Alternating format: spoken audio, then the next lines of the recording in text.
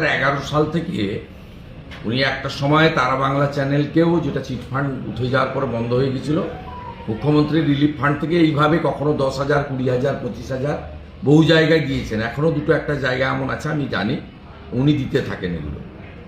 এটা কমপ্লিটলি অর্থনৈতিকভাবে অপরাধ, এটা ফিনান্সিয়াল ইনডিসিপ্লিন এবং ট্যাক্স পেয়ারের money, Reserve Bank of India থেকে ধার করা টাকা, স্টেট গভর্নমেন্টের বন্ড বিক্রি করা টাকা এইভাবে দেওয়া যায় না।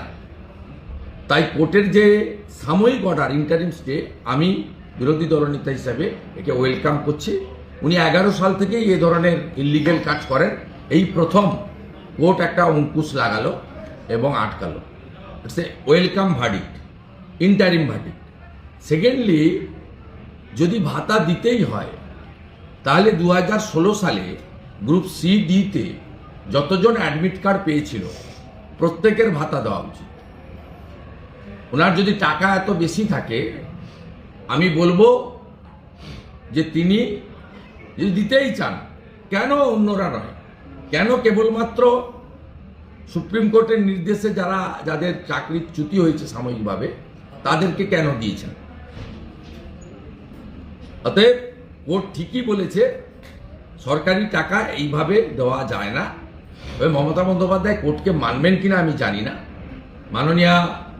মাননীয় বিচারপতিদ্বয়ের ওবিসি নিয়ে যে অর্ডার, তারপরেও আপনি এডুকেশন ডিপার্টমেন্টে ভর্তির ওয়েবসাইটে দেখবেন ওবিসি এ এবং বি 17% রিজার্ভেশন এবং মুসলিমদেরকে রিজার্ভেশন দিয়েই অ্যাডমিশনের কাজ চলছে, ফর্ম ফিল আপের কাজ চলছে।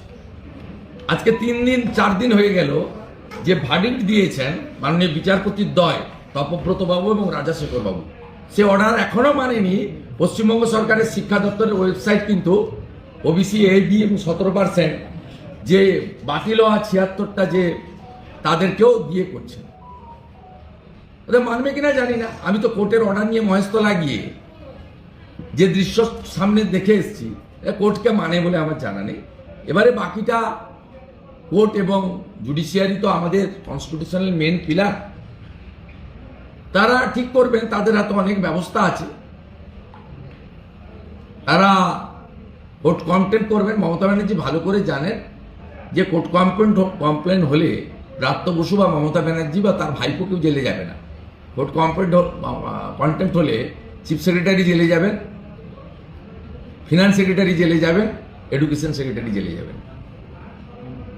তাতে এরা জেলে যাওয়ার জন্য প্রস্তুত হন, ব্যাগ গোছান না। আপনাদের তো সিটদড়া সব খুলে রেখে বাড়িতে এসে আপনারা নবান্নতে বা বিকাশ ভবনে বসে আছেন, স্বাভাবিকভাবে আপনাদের এই পরিণতি হবে।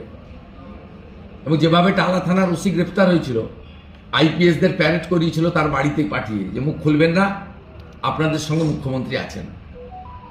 এখানেও মুখ্য সচিব, অর্থ সচিব এবং শিক্ষা সচিব গ্রেপ্তার হলে তাদের বাড়িতে গিয়ে বলবেন, তোমাদের স্ত্রীকে কোনো চাকরির ব্যবস্থা করে দিচ্ছি, তোমরা